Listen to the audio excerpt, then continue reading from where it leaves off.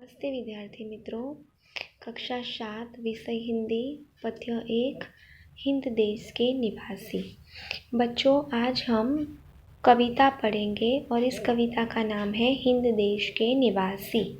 यानी इसके नाम से ही हमें पता चल रहा है कि ये जो कविता है वो भारतवासियों के लिए बनाई गई है। तो इस कविता को समझने से पहले बच्चों हम इसका पठन करेंगे। हिंद देश के निवासी सभी जन एक है, रंग रूप वेश भाषा चाहे अनेक है। बेला गुलाब जूही चंपा चमेली, प्यारे प्यारे फूल गूठे माला में एक है। कोयल की कूक न्यारी, पपीहे की टेर प्यारी, गा रही तराना बुलबुल राग मगर एक है। गंगा यमुना ब्रह्मपुत्रा कृष्णा कावेरी, जाके मिल गई सागर में हुई सब एक है। धर्म है अनेक जिनका सार वही एक है, पंथ है निराले सबकी मंजिल तो एक है।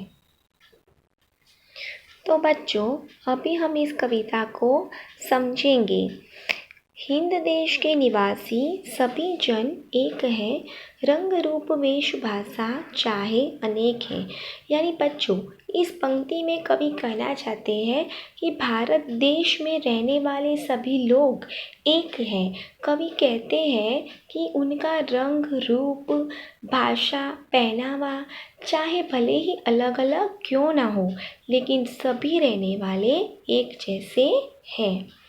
बेला गुलाब जूही चंपा चमेली, प्यारे प्यारे फूल गूंथे माला में एक है। बच्चों, इस पंक्ति में कवि कहना चाहते हैं कि बेला यानी मोगरा, गुलाब, जूही, चंपा, चमेली जैसे अलग अलग रंग और सुगंध के फूलों का सर्जन कुदरत ने किया है, परंतु ये सभी प्यारे प्यारे फूल अगर एक माला में गूंथ जाते हैं तो वो गूंथने पर एक माला बन जाती है, यानी सभी फूल एक हो जाते हैं।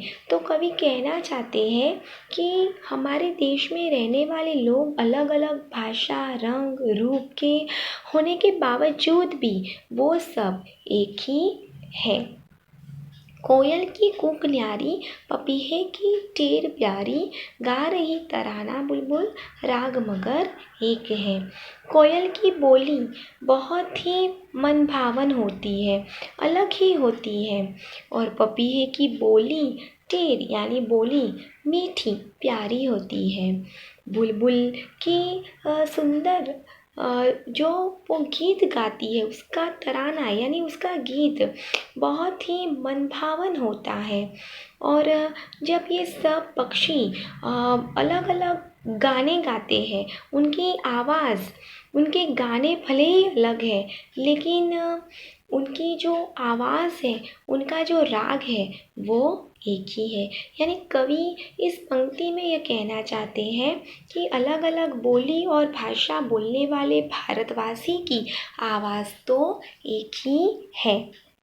गंगा यमुना ब्रह्मपुत्र कृष्णा कावेरी, जाके मिल गई सागर में हुई सब एक है।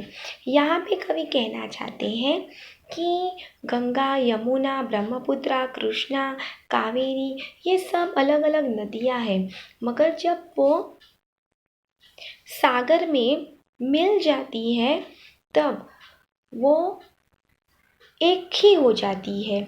और कवि कहते हैं कि इसी तरह देश प्रेम सभी भारतवासियों को एक बना देता है। धर्म है अनेक जिनका सार वही एक है, पंथ है निराली सबकी मंजिल तो एक है। भारत में बहुत सारे धर्मों के लोग रहते हैं, जैसे कि हिंदू, इस्लाम, सिख, जैन, पारसी और ख्रिस्ती धर्म के लोग रहते हैं।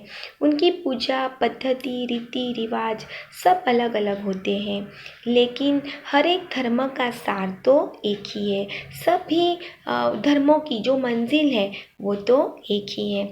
यानी इस कविता से हमें यह निष्कर्ष मिलता है कि हमारे देश में विविधता में एकता है। भले ही सब अलग अलग तरह के हैं, लेकिन सभी लोग एक बनकर हमारे देश में रहते हैं।